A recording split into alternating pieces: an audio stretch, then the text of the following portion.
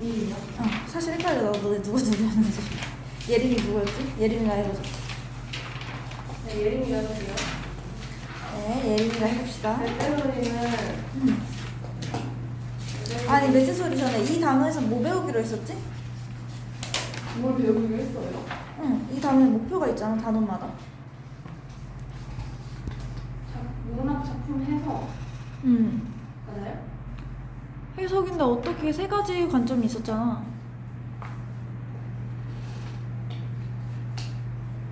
어디 주목하는 거지요? 뭐였지, 예원아? 일단 시대적 배경에 응. 중심을 두는 관점이랑 그치. 작가의 그 살아온 환경 응. 그런 걸 보는 관점이랑 응. 독자에게 주는 영향, 끼치는 영향 뭐 이런 걸 보는 관점이랑 응.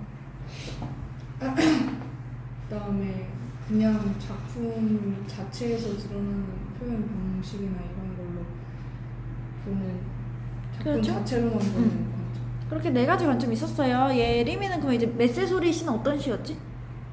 메세소리 씨는 응. 그 뭐였죠? 그 생선이? 응? 생선 명태. 명태를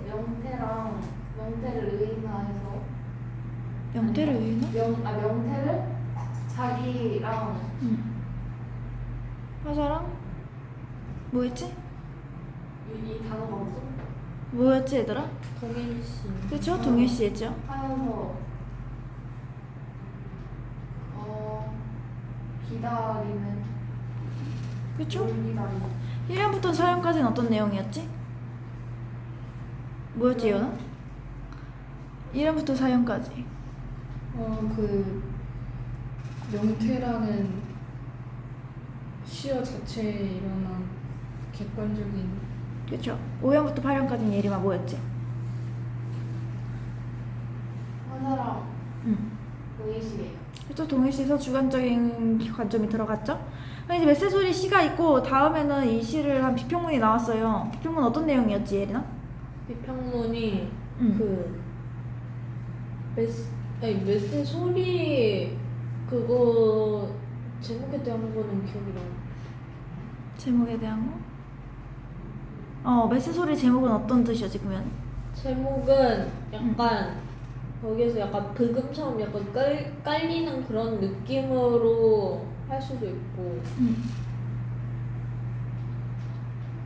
그게 약간 시각적 그런 걸로 할 수도 있고 시각적?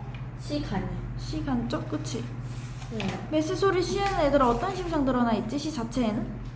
생각 시 자체에? 청각적? 시각적. 시각적 심상 드러나죠. 근데 제목으로 청각적 심상을 갖고 오면서 두 가지 심상이 같이 보여주고 있어요. 우리 이거 했을까? 소단은 꼭 짚고 하기? 응. 했었어? 네. 그러면은 몇 줄이에요? 23쪽. 네, 근데 응. 뭐지? 22쪽까지만 하고 23쪽을 했어. 아 그래, 23쪽 한번 보자. 23쪽 한번 해봅시다. 분위기 메스 소리가 들릴 만큼 뭐하고 쓸쓸하지? 정막. 그렇죠. 정막하고 쓸쓸하고요. 화자의 정서는 겨울볕이 서럽대라고 얘기하고 있고요. 볕이 서럽게라고 쓴 점에서 역설을 썼다는 거 얘기했죠? 누군가를 기다리며 문턱의 서성이고요. 기다란 고드름이 달릴 만큼 슬프고 안타까운 상황입니다. 명태의 시각적 이미지에 무슨적 울림을 더해주지? 청각적. 그쵸? 시의 의미를 풍요롭게 해주고요. 적막함과 기다리는 마음을 강조해요. 아무것도 없고 조용한 곳에 레스 소리만 울리니까. 문턱과 함께 화자와 외부의 무슨 가능성을 열어주지? 소통. 그쵸? 소통 가능성을 열어줬다고 했어요. 나도 길다랗고 파리한 명태다라는 건 시인인 자신의 모습이고요. 삐쩍 마른 데다 꽁꽁 얹 채 처마 끝에 매달려서 눈물 같은 고드름을 달고 있는 모습으로 묘사된 명태는 암울한 우리 뭐의 분신이지? 그쵸? 시대적 상황이 어떤 상황이라고? 그러니까 이걸 이제 광복을 기다리는 암울한 우리 민족의 분신이라고 볼 수 있는 거예요. 작품 내용이나 표현을 중심으로 한 해석은 이제 이미지가 탁월하고 의미가 풍요롭다고 했지. 왜냐면은 감각을 잘 묘사했고요. 메세 소리와 뭐가 화자의 외부 소통 가능성을 보여준 거지? 문턱. 그쵸, 문턱이죠. 화자는 문턱 앞에 서 있으니까 나갈 수 있다는 얘기예요. 시인의 삶을 중심으로 한 해석은 시인의 쓸쓸한 내면을 담고 있다고 했죠? 함흥이라고 했잖아. 이 사람이 살고 있던 곳이 네. 되게 춥지, 북쪽이니까. 겨울 정서와 명태의 상황을 함축적으로 묘사했고요. 어떤 배경을 중심으로 한 시대적. 해석을 보죠? 그쵸? 시대적 배경을 중심으로 보면은 우리 민족의 삶을 반영하고 있어요. 일제강점기 시기를 담고 있고요. 독자의 뭐를 중심으로 한 해석? 경험을 중심으로 한 해석에서는 이제 우리에게 메시지 소리는 뭐인지 뭐 여행 갔던 기억이 될 수도 있고 라고 해석하면서 독자의 내면으로 돌아왔다고 했어요. 다양한 해석뿐만 아니라 자기 경험이랑 가치관, 배경지식 활용해야 되고요. 해석에 대한 타당한 뭘 제시해야 되지? 근거를 제시해줘야 돼요. 여기까지 메시지 소리 어렵진 않지? 책 받았으니까 다음 주까지 나의 실력 따지기 풀어오고 이제는 숙제 검사를 조금 빠듯빠듯하겠어.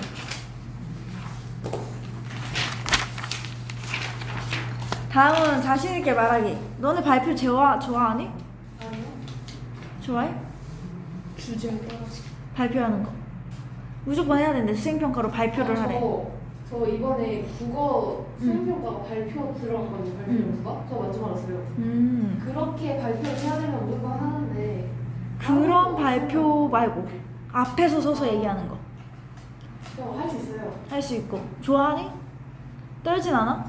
아무도 안 하면은 답답해서 제가 나가긴 해요. 예원이는?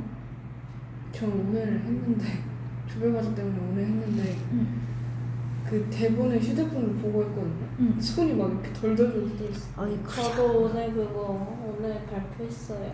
어떤 걸로? 조별 발표. 너 뭐 했니 조별과제? 과학. 과학? 저는 사회 그거. 사회? 자, 말하기 불안이란 뭘까 하고 보면요.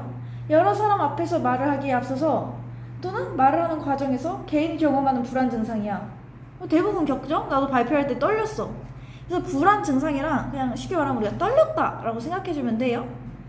발표 되게 잘하면 안 떨릴 수도 있지. 근데 웬만한 애들은 다 떨거든. 앞에 나오면은 자기가 실수할까봐도 있고 많은 사람 앞에 선다는 것도 있고 많이 떨 수 있어요. 불안 자체가 문제라기보다는 불안에 대처하는 대응 태도가 문제야. 원인을 보면은 자아 개념이 부정적이거나 자신감이 매우 부족해. 내가 앞에서 발표를 한다는 걸 좀 말도 안 된다고 생각하는 거야. 내가 감히? 이렇게 자아 개념이 부정적이라는 건 좀 자존감이 낮다고도 볼 수 있겠죠? 또 자신감이 부족해도 어렵고 지나치게 성격이 소극적이고 부끄러움을 잘 타도 불안하고요. 여러 사람 앞에서 말을 해본 경험이 적으면 처음 하면 아무래도 좀 어렵겠지? 또 말할 내용이 충분히 준비되어 있지 않아. 근데 만약에 학교에서 선생님이 갑자기 한 명 예원이를 불러가지고 우리가 이번에 나갈 내용에 대해서 설명해보라고 앞에 세워놔. 근데 예원이는 그 내용에 대해서 몰라. 그럼 떨리겠죠? 그런 거예요. 청중이 낯설고 말하기 환경이 친숙하지 않은, 만약에 내 대학교에 예림이를 불러. 그래서 예림이한테 학교 생활에 대해서 설명을 해보라고 앞에 발표를 시켜. 만약에 되게 좀 낯선 상황이죠. 그런 경우에도 말하기 불안이 생길 수 있고요. 화제에 관련한 입장이나 내용에 확신이 서지 않음, 잘 모르는 거랑 비슷하죠. 또 청중이 어떤 반응이 보일지에 대한 염려가 너무 큼. 너네가 발표를 하는데 애들이 핸드폰만 할 수도 있고 잘 수도 있고 저거 아닌데? 할 수도 있고 너네가 준비되지 않는 부분에 대해서 계속해서 질문을 던질 수도 있고 그런 게 이런 부분이겠죠? 하나로 설명할 수 없고 다양한 차원의 문제가 복합적으로 작용합니다. 이 내용이 나왔다는 건 너네 다음 학기 수행평가가 발표가 될 수 있겠다는 얘기겠지? 주제 발표 같은 거 할 것 같긴 하다. 어떻게 대처해야 될까? 너네 떨리면 어떡하니? 앞에 나가서 발표할 때 그냥 해요. 그냥 떨면서 해? 저 발표할 때 귀 엄청 빨개지거든요. 진짜 해봐.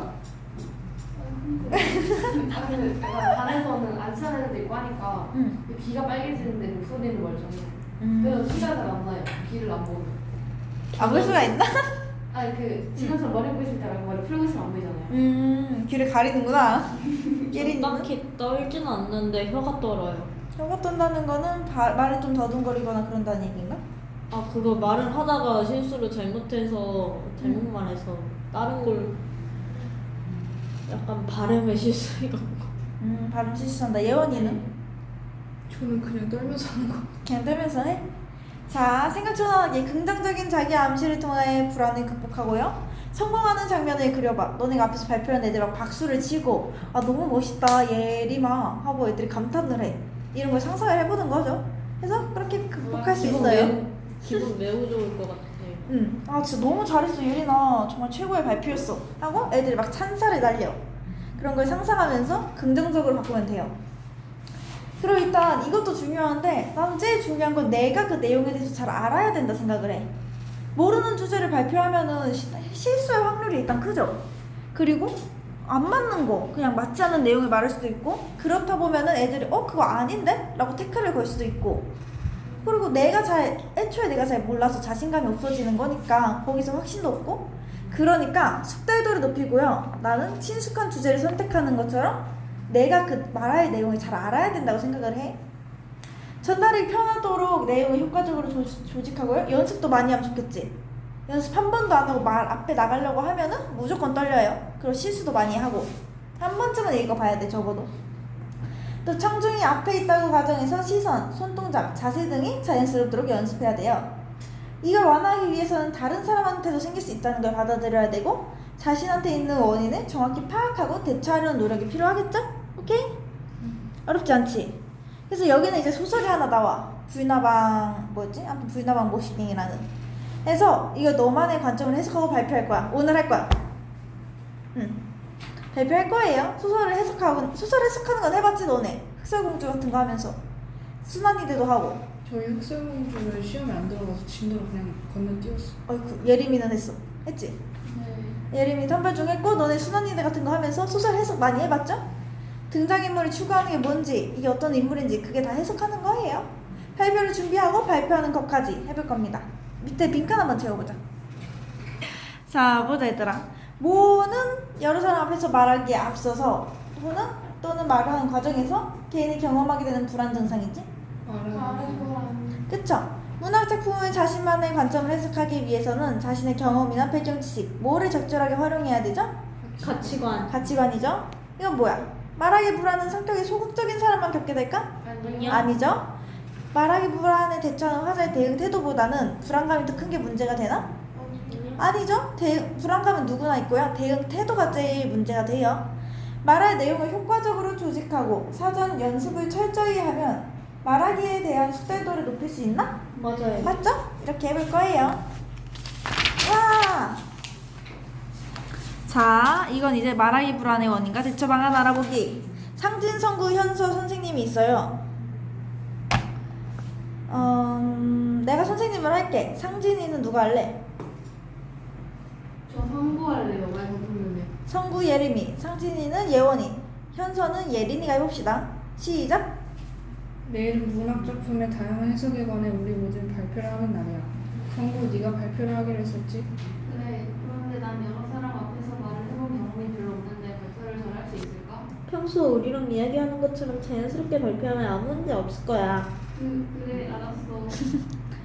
성구는 혼자 있을 때 틈만 나면 모든 친구들과 함께 작성한 발표문을 보았다. 발표문을 보지 않고도 그 내용을 말할 수 있을 정도로 외운 성구는 안심하고 학교에 갔다. 잠깐만. 자, 보자. 성구는 어떤 친구지 여기서? 발표를 잘 못해요. 발표를 잘 못하지. 왜? 소극적이에요. 말해본 경험이 별로 없어요. 그쵸? 경험이 별로 없기 때문에 말하기 불안이 생긴 경우예요. 성구는 말하기 불안이 있어. 왜냐면 대중 앞에서 말해본 경험이 적으니까. 그래서 걱정을 하고 있었죠?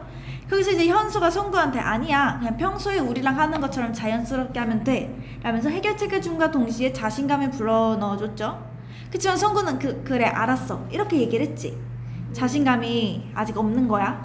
그래서 성구는 어떻게 했지? 혼자 외웠어. 혼자 발표문을 본 거지 얘기를 해본 게 아니지. 실제로 발표 연습을 한 게 아니라 그저 발표문을 봤을 뿐이에요. 이거는 또 적절한 방법이 아니겠지? 성구 같은 경우는 말을 많이 안 해본 게 원인이 되는데 그걸 해결하기 위해서 많이 해봐야 되겠지. 말을 보는 것만으로는 충분하지 않아요. 자, 다음. 우리 모두 발표 준비를 하느라 고생을 많이 했는데 내가 발표를 못해서 다 뭉쳐버리면 어떡하지? 아니. 상진이. 우리 모두 발표 준비를 했으니 전달만 잘 되면 좋은 평가를 받을 수 있을 거야. 성구가 발표를 잘해줄 거라고 믿어. 성구야 자신 있지? 친구들의 이야기를 들은 성구는 부담감 때문에 갑자기 불안해진다. 우리 모두 발표 준비를 하느라 고생을 많이 했는데 내가 발표를 못해서 다 망쳐버리면 어떡하지? 국어 수업이 시작된다. 여기서 성구는 어떤 상황이지? 부담감 느껴요. 그쵸? 성구는 지금 불안해하고 있어요. 왜냐면 부담감이 크니까. 현서도 성구가 잘할 거라고 믿는다면서 부담감을 주는 말을 했고, 그걸 들어 이제 성구는 이제 나 진짜 잘해야 되는데 하고 부담감 많이 느낄 수밖에 없겠죠? 이렇게 과도한 부담감을 느끼는 상황에는 당연히 불안할 수밖에 없고, 그러니까 말하기 불안이 생긴 거예요. 자, 행복모둠 차례죠? 행복모둠 발표자가 문학작품의 다양한 해석이라는 주제로 발표를 시작해볼까요? 교실 앞으로 나간 성구는 선생님과 친구들의 얼굴을 보고 긴장된 표정을 짓는다.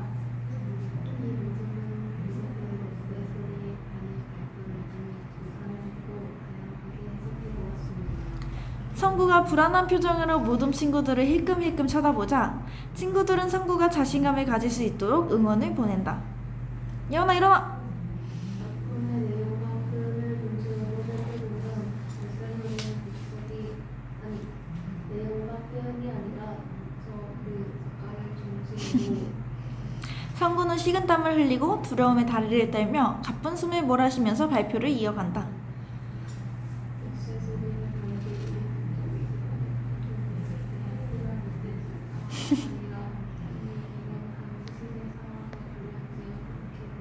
목소리가 너무 작은 것 같아요. 좀 더 큰 목소리로 발표하면 좋은 것 같아요.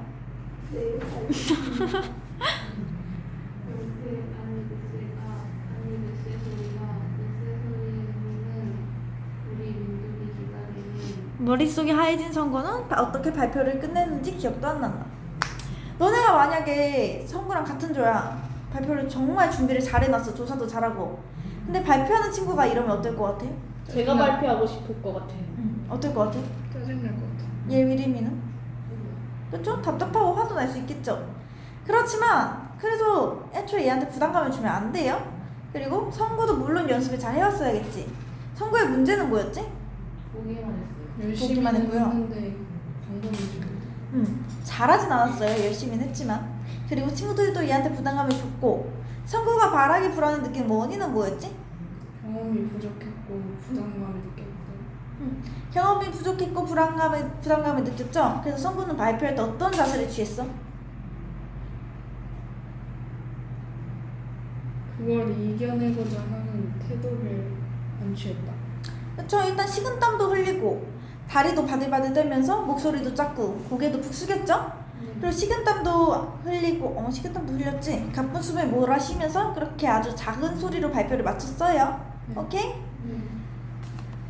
그래, 보자. 성구의 말하기 불안의 원인을 보면은 일단 부담감이 너무 컸죠?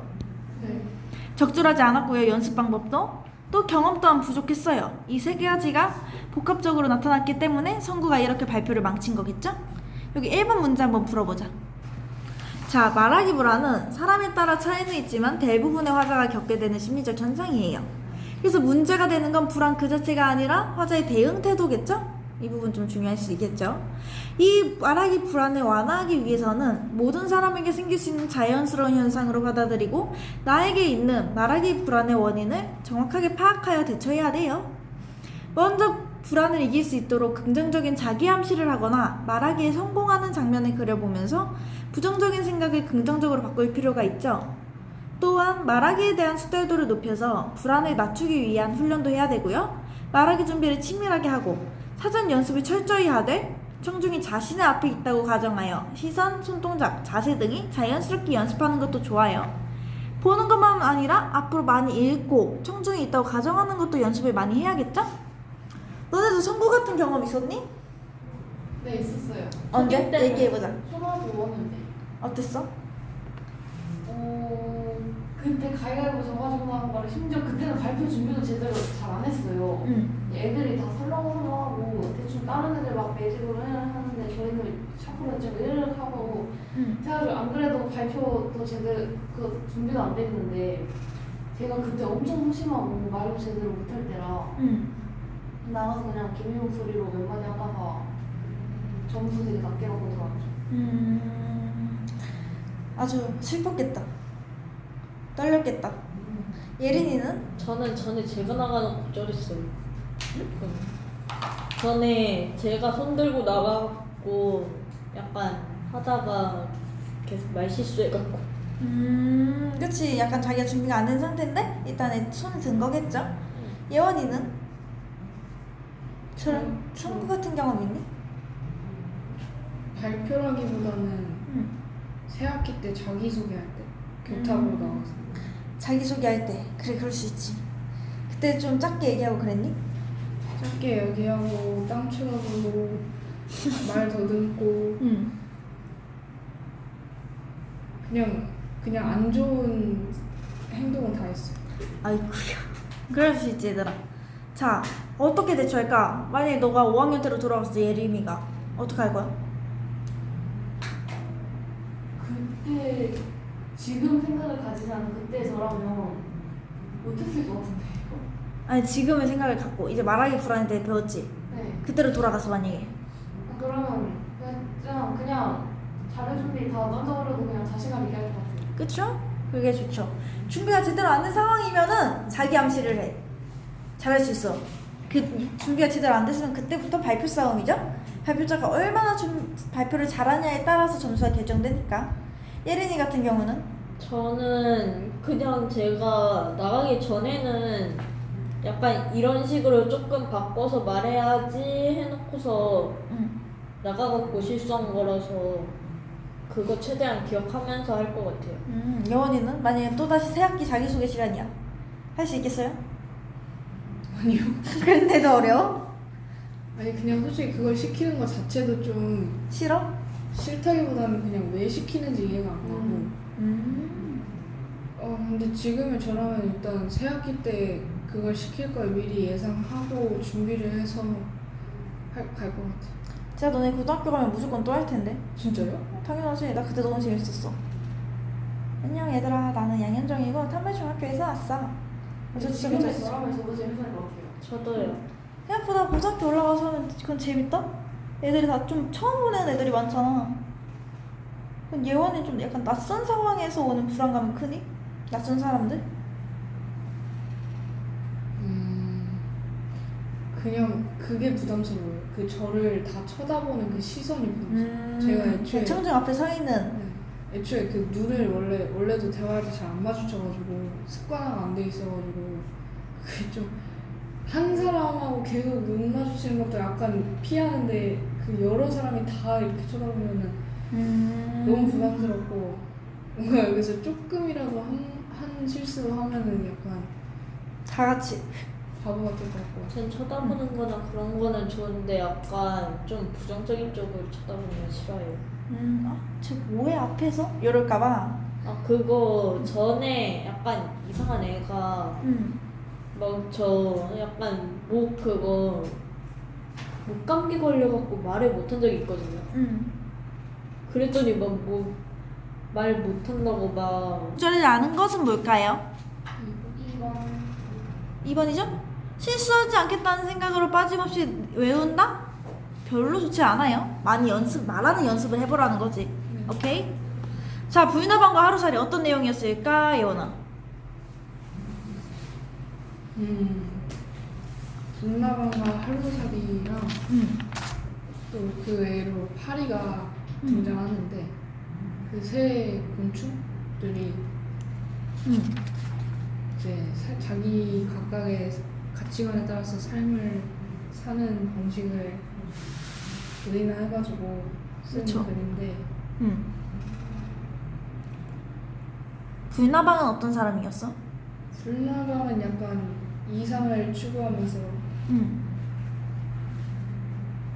가슴에 맡기는 그런 스타일이고 하루살이는 그냥 어차피 하루 살고 죽을 거 약간 이런 어느 정도 비관적인 태도를 가지고 있는 거. 그쵸? 어차피 하루 사니까. 파리는 어때? 파리는 솔직히 좀 어떻게 보면 좀 철없다? 어떻게 보면 성숙하지 못하다? 라고 할 그쵸? 수도 있고. 좀 철딱서니가 없지 얘가. 그냥 홀라당 넘어가가지고 쭉쭉 빨고 있으니까. 오케이? 누구의 가치관이 제일 낫다고 생각하니?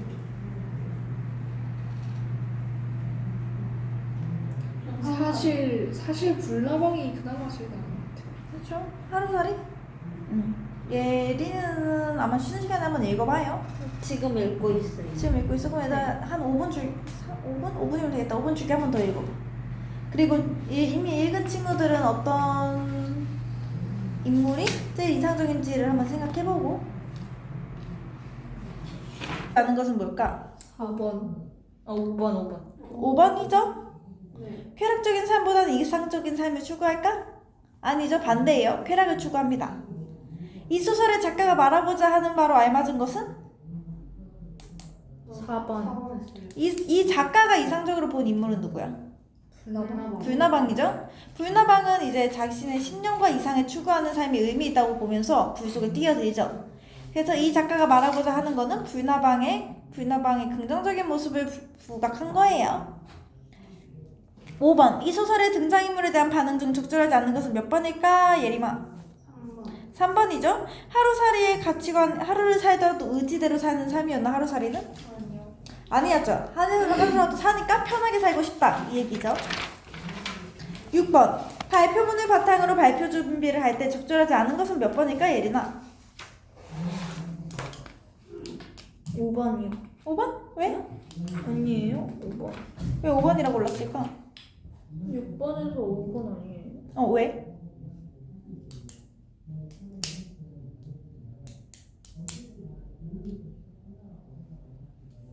왜 적절하지 않다고 생각했니? 이거 약간 1, 2, 3, 4는 다 맞는 것 같고 그래서 5번이 왜 틀렸다 생각했어? 약간 계속 불안함을 친구들하고 공유하다 보면은 약간 그 생각이 다 혼합돼서 이런 실수를 하면 어쩌지 막 이러면서 나와서 그런 생각을 할 수도 있어서. 여기 2번 옆에 위쪽에 보면은 발표 전에는 이렇게 발표 전의 불안감에 관해 친구들과 이야기를 나누며 그런 불안이 자신만의 문제가 아니라 누구나 겪는 일이라는 것을 이해하는 것이 중요해요. 친구들이랑 불안을 나눈다는 건 나만 이 불안을 갖고 있는 게 아니다 라는 내용을 공유하는 거겠죠? 몇 번 했어 예림이는? 3번. 왜 3번 했어? 발표 주제와 자료를 치밀하게 조사하는 것은 발표문을 바탕으로 발표 준비를 할 때의 그게 아니잖아요. 그럼 언제지? 준비, 그렇죠. 응? 조사. 발표문을 작성할 때죠? 네. 그렇습니다. 7번은 몇 번일까요, 예원아? 1번? 1번이죠? 발표할 때 약간 기대서면 어떻게 되지? 삐딱하게 보인다? 삐딱해 보이죠? 별로 좋지 않습니다. 일자세로 정자세로 서 있는 것이 좋아요. 그 적절한 제스처를 취해야 하고요. 8번은 몇 번일까, 예림아? 림이요? 예림이. 3번이요. 3번? 왜 3번이지? 시선을 맞춰준다는 게 잘 듣고 있다라는 의미. 그쵸? 시선을 맞추는 게 중요하죠? 맞춰줘야 됩니다. 시선 안 맞추고 그냥 뭐 책만 보고 있다든지 이러면 발표자가 이야기할 때 되게 머쓱하고 뻘쭘하겠죠? 잘 맞춰줘야 돼요. 그렇습니다. 어렵니 얘들아 발표? 쉽습니다. 쉬웠어? 아 근데 저 준비가 안 돼서 그래요. 준비가 안 돼서 그랬어? 준비하면 할 수 있어요. 그쵸? 준비하면 잘 할 수 있어요. 이번엔 내가 그냥 즉석에서 시켜봤고 다음에는 준비해와 얘들아. 이걸요? 뭘 준비할까? 어떤 내용이 좋을까요? 메시지 소리 분석해와. 저희가요? 너네가 이랬어. 올려줄게. 톡방 보자 얘들아. 말하기 불안으로 자신감 없이 발표를 하게 된 성구. 성구라는 학생이 뭐 때문에 발표를 제대로 못했죠? 말하기 불안. 말하기 불안이었습니다. 불나방과 하루살이는 현대소설이고요. 우화소설이에요. 우화소설이 뭐지 얘들아? 유명한 우화 누구 거? 그 동물농장? 어이구야. 아 그거 유명한 거 있잖아. 막 그 두루미랑 여우 그거 그거 뭐라 얘들아 우리? 고전? 이솝동 이솝우화죠? 이솝우화. 이솝우화가 우화입니다. 주인공을 동물로 설정한 거죠. 동물농장도 우화소설 맞아요. 우화소설 맞는데 그 제일 유명한 건 이솝우화가 나와야지 얘들아. 너네 어릴 때 이솝우화 안 읽었어? 읽었죠. 그 이솝 빌리지 몰라 에버랜드에? 알죠. 그 얘기죠. 이솝 빌리지는 처음 듣네요. 그래? 에버랜드 이솝 빌리지 있잖아. 네. 토끼와 거북이 있고 돌려 그건 숑숑. 뭐예요? 이거 에버랜드 그 뭐지 티타로 가는 길에 있는 거. 개구리예요. 개구리 돌려 숑숑 이거 있는 곳. 그렇습니다. 암튼 3인칭 전지적 작가 시점이지. 교훈적, 비판적, 상징적입니다. 우화소설이라는 점에서 상징적이겠죠? 비판하고 있어요. 하루살이와 파리를. 그리고 교훈을 주고 있습니다. 이상을 쫓아라고. 눈앞의 욕망보다 뭐와 아름다움을 추구하는 삶이 더 가치 있다고? 이상과. 그쵸? 이상과 아름다움을 추구해야 됩니다. 말하기 불안이란 여러 사람 앞에서 말을 하기에 앞서 또는 말하는 과정에서 개인이 경험하게 되는 무슨 증상이지? 불안 증상입니다. 사람마다 차이는 있지만 대부분 다 겪어요. 나도 겪어 얘들아. 자체보다는 대처하는 대응 태도가 문제가 됩니다. 원인은 뭐 적절하지 않고 연습 방법이 부담감이 크고 말을 해보면 뭐가 부족하지? 경험이 부족하고요. 청중이 어설고 말하기 뭐가 친숙하지 않지? 장소 그러니까 환경이죠? 환경이 친숙하지 않습니다. 자신의 말을 듣고 어떤 반응을 보일지에 대한 염려가 너무 크고요. 그래서 긍정적인 뭘 하거나 말하기에 성공하는 장면을 그려야 되지? 자기 암시? 암시. 그쵸, 암시죠? 자기 암시를 하거나 말하기에 성공해야 됩니다. 성공하는 장면을 그려봐야 되고요. 사전 뭐를 철저히 하되 준비. 청중 사전 준비를 철저히 해야겠죠? 그리고 청중이 앞에 있다는 걸 가정하고 자연스럽게 연습해야 돼요.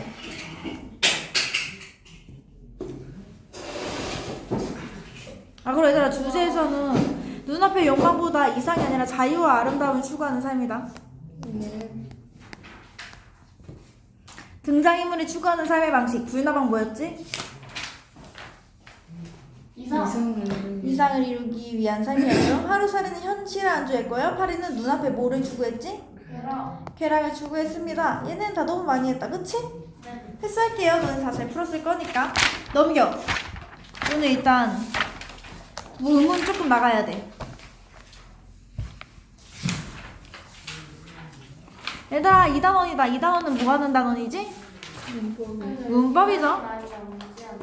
12분이면 충분합니다. 끝까지 안 나갈 거예요. 57쪽이고 대단원까지 너네 다 풀어와야겠지? 저건 내가 인쇄한 거에 소단원 안 보였지? 다 풀어야 돼요. 이제 숙제 검사를 철저하게 하겠어. 너희들의 숙제를 위해서. 자, 근데 이번 단어에서 배울 의문은 어렵지가 않아. 저번이 훨씬 어려웠어요. 그 가느다란 물방울 할 때. 가느다란 이명박 할 때랑 아마 제일 어려운 건 너네 그 안긴 문장 했을 때가 제일 어려웠을 거야. 이게 무슨 절이 안겼는지 구별하는 게 어려웠을 거예요. 근데 이번에는 쉬워. 다 외우기만 하면 돼. 정말 외우는 파트야. 이 부분은 외워야 돼. 너네 시험 볼까? 이 부분은 쉬워 얘들아. 별거 없어. 의문이란 뭘까?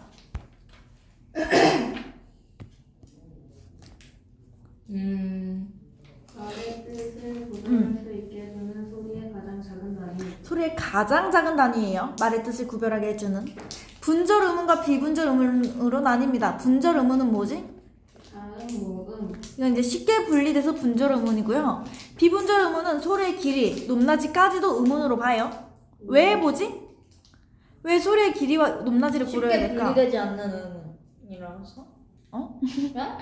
이게 소리 쉽게 분리되지 않는 의문이고 왜 이걸 고려해야 되지? 왜일까? 너네가 조금만 생각을 해봐. 말의 뜻을 구별할 수 있게 해준다 했지? 네. 왜 소리의 길이와 높낮이까지 구별해야 될까? 같은 뜻을 가진 단어. 같은 뜻? 같은 소리를 다른 뜻을 가진 같은 단어. 그쵸? 같은 단어인데 다른 뜻을 가진 단어가 있죠. 예를 들면 밤과 밤. 네. 이게 이제 길이에 따라서 구별해요. 사실 문장의 문맥으로 봐서 구별한다는 게 더 맞긴 하겠지만 이게 의문입니다. 의문이 뭐라고? 소리의 가장 작은 소리의 가장 작은 단위죠? 여기서 이제 모음의 체계와 특성에 대해서 볼 거야. 단모음, 이중모음. 저번에 했었는데 기억날까? 응? 아니요. 기억 안 나지? 네. 그럴 것 같았어. 너는 아이유 해봐. 아이요. 방해를 받는 공기가 막 브처럼 막히네? 맞지? 아이오이오. 다? 아이오이오. 아이요. 하나도 방해를 받지 않아요. 그게 모음입니다. 소리가 날 때 공기의 흐름에 방해를 받지 않고 나오는 게 모음이에요. 단모음과 이중모음이 있습니다. 아 해봐. 야 해봐. 야로 시작해서 아로 끝나죠. 야 길게 하면은 네. 단모음. 입술 모양이나 혀의 위치가 달라지지 않는 것이 단모음이에요. 아, 에, 어, 에, 오, 웨, 우, 위, 으, 이. 이게 단모음이고요. 이중모음은 발음할 때 입술 모양이나 혀의 위치가 달라집니다. 야, 여로 시작해서 어로 끝나죠? 이렇게 발음할 때 입술 모양이나 혀의 위치가 달라지는 게 어려우면은 발음했을 때 처음과 끝의 소리가 달라진다고 생각을 하면 돼. 오케이? 워도 우, 워, 어로 끝나죠? 이렇게 보면 됩니다. 단모음과 이중모음 있고요. 또 단모음은 혀의 높이에 따라서 분류해요. 고모음, 중모음, 저모음으로 혀의 높이에 따라서 분류합니다. 외워줘야 돼. 고모음. 발음할 때 입이 조금 벌어지고 혀의 위치가 높습니다. 예를 들면 이 해봐. 이, 위, 혀 어딨어? 가운데 있죠? 할 때 가운데 있죠? 중모음 봅시다. 발음할 때 입이 조금 더 벌어지고 혀의 위치가 중간입니다. 오 해봐. 좀 더 낮아졌지? 그리고 입이 조금 더 벌어져요. 우보단 오가 더 벌어지지?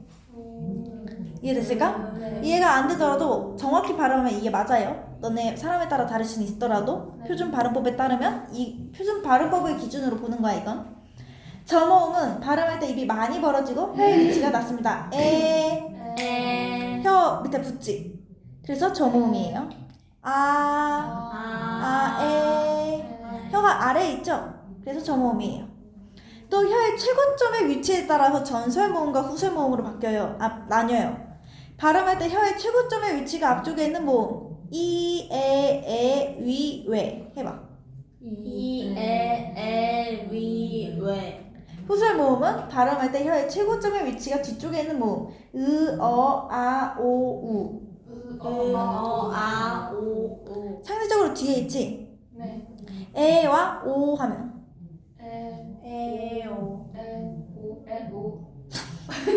다르지? 달라졌지? 이 얘기입니다. 또 이제 입술 모양에 따라서도 나뉘어요. 원순모음과 평순모음으로 나뉩니다. 원순모음 어떨 것 같아? 둥그럴 것 같지? 발음할 때 입술 모양이 둥글게 오므려지는 거고요. 입술 모양을 둥글게 하면은 입술이 돌출되지. 우 하면. 그래서 공기 흐름이 빨라져요. 입구가 작아지니까. 입 돌출되고. 위, 웨, 우, 오. 위, 웨, 우, 오. 특히 우, 오. 입이 오므러지지. 원순모음입니다. 평순모음. 입술 모양이 평평해요. 평평하게 하면 돌출되지 않아서 공기의 흐름이 빨라지지 않습니다. 이, 에, 어, 아 해봐. 이게 평순모음이에요. 너네 이거 다 외워야 돼. 이번에는 자음의 체계와 특성입니다. 뭐 여린 입천장 소리 이런 거 뭔지 알지? 들어는 봤어요? 아니요. 어이구. 여린 입천장이 여기 아니에요? 응, 여린 입천장 소리. 여기 이 이빨 여기 이쪽에 거기. 그게 여린 입천장과 혀 뒤. 어디서 소리 나냐에 따라서 달라져요. 자음은 소리 날 때 공기의 흐름에 방해를 받고 나와. 해봐. 한번 막힌다는 얘기예요. 입 안에서. 그게 자음입니다. 여린 입천장과 혀 뒤. 너네 하면은 소리가 목구멍 쪽에서 나는 것 같지? 혀 뒤에 좀 안쪽 어딘가에서. 근데 해봐. 이건 더 안쪽에서 나는 거예요. 오케이? 그리고 두 입술 무브뿌프. 입술 두 개가 마주치면서 나는 소리죠. 무브뿌프. 그래서 입술 소리라고 합니다. 두 입술 사이에서 나는 거예요.